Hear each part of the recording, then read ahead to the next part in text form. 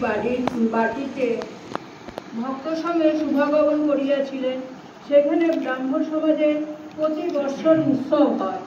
বৈকাল বেলা 4টে হইবে। এখানে আর ব্রাহ্মণ সমাজের সাংবৎসরিক উৎসব 26শে নভেম্বর 1882 খ্রিস্টাব্দ।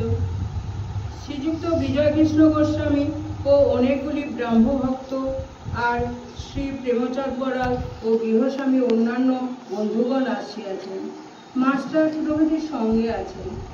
শ্রীযুক্ত মণিলাল ভক্তদের সেবার জন্য অনেক আয়োজন করিয়াছেন। প্রহ্লাদ চরিত্র কথা হইবে, তৎপরে ব্রাহ্ম সমাজের উপাসনা হইবে, অবশেষে ভক্তগণ প্রসাদ পাইবেন। শ্রীযুক্ত বিজয় এখনো ব্রাহ্ম সমাজভুক্ত আছেন। তিনি পদ্মকার উপাসনা করিবেন। তিনি এখনো বৈদিক বস্ত্র ধারণ করেননি। কথক মহাশয় প্রহ্লাদ চরিত্র কথা বলিতেছেন। পিতা হিরণ্যকশিপু হরির নিন্দা ও পুত্র প্রহ্লাদকে বারবার নির্যাতন করিতেছেন। প্রহ্লাদ পরজনে হরির নিকট প্রার্থনা করিতেছেন আর বলিতেছেন, হে হরি, পিতাকে সুমতি দাও।